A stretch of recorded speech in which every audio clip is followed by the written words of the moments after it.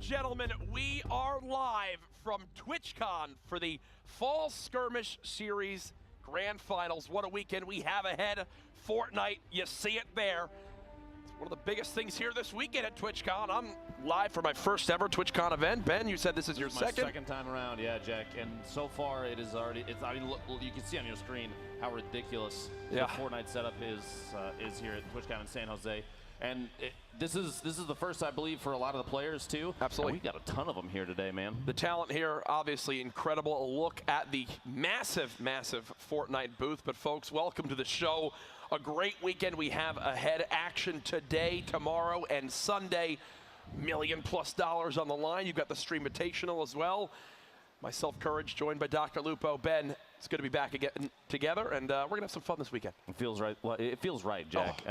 Especially here, we have, like you said, $1 million+ on the line. Yeah. We have the previous 5 weeks of the Fall Skirmish were played from the comfort of these players' own homes, but now we're here in San Jose. Yep. We have talent like you would not believe, and the excitement is, I can feel it, dude. I just want to see gameplay already. I'm ready to go, man. For sure. So much money on the line throughout the Fall Skirmish Series, you know, pushing towards $10 million across these weeks. And now to finally be here, it is absolutely great. We've got a packed schedule for everyone at home.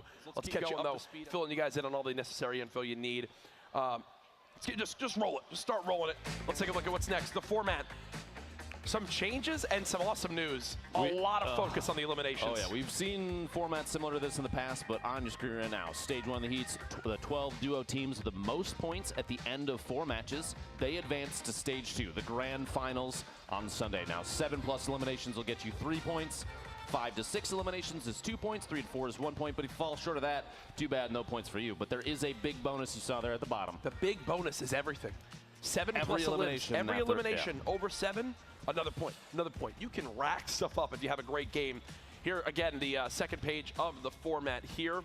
You mentioned at the bottom, the wild card. 2 wild card duos will advance to the Grand Finals. Absolutely nuts.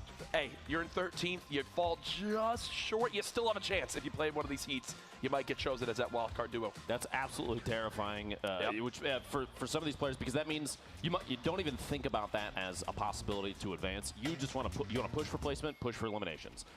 And you see here the prize breakdown this weekend: $400,000 for first place and 640 points towards the clubs, right? The clubs keep on going. Awesome, awesome to see. 400 grand, life-changing amount of money. Plus, all the way down to 50th place is still $10,000 and 20 points for the club. You make it on in.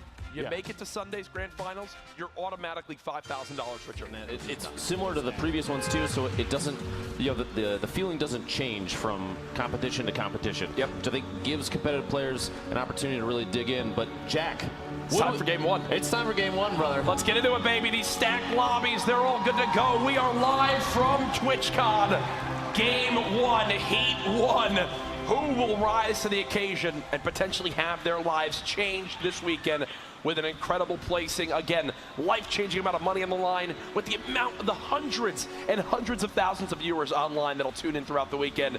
The recognition you can get. We talked about Morgas from back at PAX. Comes in a no-name now. Obviously, widely respected, one of the winningest players in Fortnite history in regards to prize money. But here we go. I'll look at everyone dropping on in. And again, this weekend, players playing on both mouse and keyboards. Some elected to go with, you know, controllers, which we'll talk about. Some big names out there, both, you know, Xbox and PS4 represented.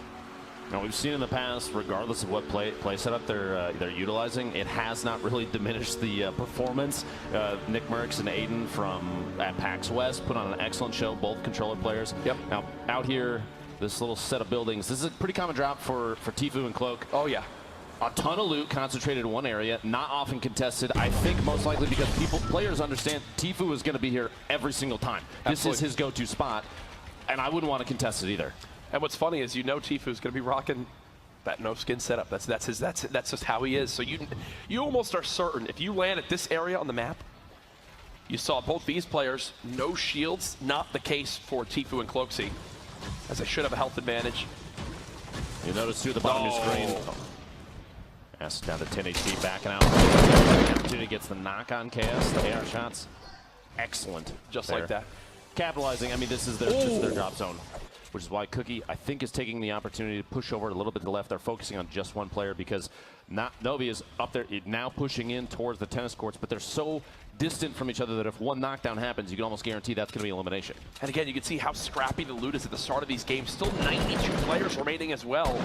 Noobtra, the big 60 tag, and that should be the note to just go for Novi as they're going to begin to push on forward. You see immediately the opposing player, that's Cookie Monster, has to fall back and try to protect Vic Vicious as she's just stuck down in the box. Cookie Monster now surrounded.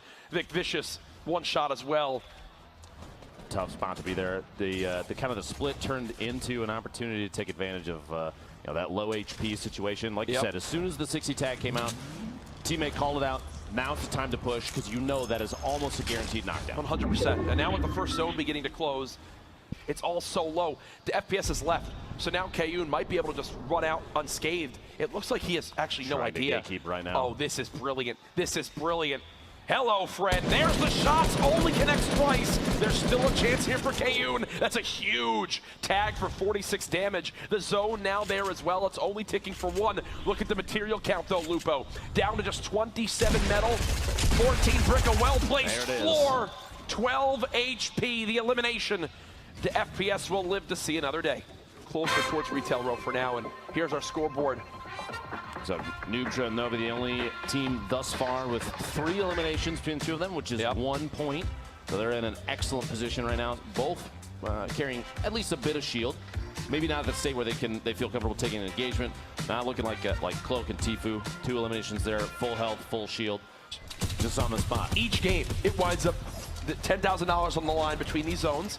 You also wind up having a situation where if it's tied with eliminations, or if nobody gets an elim, then the money carries on to the next game and then doubles. So the next game it could be 20,000. Exactly, and it could keep going. If it happens again, then 30,000. Yes. Each game that the Make It Raid bonus is not obtained, it rolls over to the next game. And it looks like we've already had an elimination come on in here as Megan and Mitro just gonna try to heal on up. Because being able to edit peak was removed quite a while ago. You see there the gray squares taking up all the vision that you would normally have. Instead, they can kind of just do a quick reset. The shots trading back and forth there. Giganza looks like he's knocked down, which means Villix has to take an opportunity here. Sneak some shots. He's trying to edit his way out, but couldn't quite get it. Kevlar and Bluehawk. Jeez. Securing. Look at it's just apparently it's like chug jugs just everywhere that are on the ground. I got minis on me. You hear that? Minis on me. Chug jug. I'm popping all these. Chug jugs they're a double-edged sword because late game this rotation is going to be rough already. Frankie getting tagged up. Johan just behind. Here comes the zone. The storm now closing. This is tough. Only 170 brick left for God. And there you go. The glide comes on in. 1 minute left on the Make It Raid bonus. Looks like he's going to swoop directly in on a team that almost had no idea that he was there, but gets caught off guard by a quick 180 shotgun. Quick couple of limbs in. You see the fist bump coming on out. Icy and Okrit are there as well. The storm closing. Still, we had 66 players, now down to 59 with this one zone, and this is where the game begins to collapse quite quickly. Icy trying to move on through. You see Okrit getting tagged from up top. He's trying to build himself roofs. I believe this is still Tfue and Cloaksy. The stinks, absolutely great to force your opponent out of position. As again, they're inching on in. Now they're going to begin to build their one-by-ones, claim their territory. That's a great use of the pyramid to block the opposing player's build that was just below. He doesn't want the player to be able to edit out that floor, so they pyramid above it to give that extra bit of protection. Ooh. Can do with this weapon. Just barely misses that shot. Now the Make It Rain bonus area did just end. We'll have updates for you guys at the end of the game of who winds up taking that home, or if someone winds up taking it home. Yes, that is very key. If 2 teams tied on elimination count there, it's going to roll over to the next game. Tfue gets a shot there on Flowers, gets the elimination. Absolutely 3 for this squad. That should be a point now for Tfue and Cloaksy. They are on the board. Remember, Cloak got those first 2 eliminations. It's now, I believe, it's almost time for them to go. Now that heavy sniper is more than just the utility for getting eliminations at range. You'll see if we get to the late game and Tfue is built up directly next to someone, they'll use it as a breaching tool too, because it will one-shot any surface that a player builds up. Now, there's that Cloak, the Tfue and Cloak can go for the deploy on the glider there, try and get immediate height advantage of the team underneath. These guys are, they always, I feel like, have a top-down view of everybody. But Big this shots time, on Tfue. he just got rocked right there. Gonna go ahead and pop these minis and the slurp. In the past, Tfue and Cloak, if they feel like they're going to get shot down, maybe somebody's going to get the height advantage on them, they could just jump off and glide away. Yep. This is that high ground. Actually, Tfue and Cloak are split. They have Crit is stacked between them in the tower that they're in. I'm assuming Crit's teammate is down below at the very bottom. But see, Cloak still has a rift to go, so I'm wondering if they use the rift to go right now to get, you know, easy rotations. Looks like they're going to try to farm a limbs right here. Some great tags, players beginning to glide. Everyone now soaring through the air as it's an all-out race for this next zone. Waiting, dropping down right at the perfect time. Now Cloaksy on the ground, looks to try to claim one area as his own. This is where the lobbies begin to drop quick. Take a look at that player number on the right side of your screen. Still 30 seconds on this rotation. Nice now down, Ashton now down. You see Bartonologist has been eliminated. The lobby beginning to drop like flies as everyone has begun an all-out assault, Lupo, and this is honestly how you expect it to go. Now the zone, the travel distance in the zone was so far that no one had an opportunity to drop straight into the next safe zone and build up. Everyone was forced into a fight there. The player count still going down. Everyone is still moving. You could see in the top left of the screen for a moment there. People still stuck outside the zone. Tfue and Cloak trying to make their way inside, building up just each layer one at a time, and even a window there in case they need to cover each other through the layers. Just trying to take as many shots as they can. This 8 damage zone. This 8 damage zone. Multiple players going down to the zone. You see your feed there. Mr. Gubber gets a double there. General Vicaros goes down. And look, only 20 players left now. Tfue gets the knock on the Mars. A great shot from Mitro, who had one of the best plays. You see 5 eliminations, and now everyone gets brought up by the Rift to go, and this will completely change it. They're going to try to just slowly float on down, ride this zone on over. You see Mitro, he's scanning the ground right now. Where's my best place? Where can I land and begin to secure some sort of area and solid footing? 5 elims from Mitro himself. The only risk right now with a slow drop is if players down there secure a little box for themselves and look up, they can take shots on a lot of these players that are just floating in. Cloak and Tfue landing on top of each other. And that's that beautiful communication. Think of that call out, right? Like, look at all the little builds there are. They know exactly which box they want to land on in. 16 players left. We're now moving towards when the bonus points come in for those top placings. Remember, 4th and 5th place, you get a point. 2nd or 3rd, you get 2 points. First, the Victory Royale, 3 points. Everyone has that on their mind. 12 players remaining. Cloaksy now knocked. Tfue with a quick shot of a heavy will look for the elimination himself. Will he be able to save Cloak? I just don't believe so with this zone moving on in. It's all down to Tfue. He's building on up. 7 players left. I believe he has the high ground for the moment. And it just seems like, Lupo, he is always in these positions. This is a position we've seen him in so many times in the past through 4 left. Fall skirmish, summer skirmish.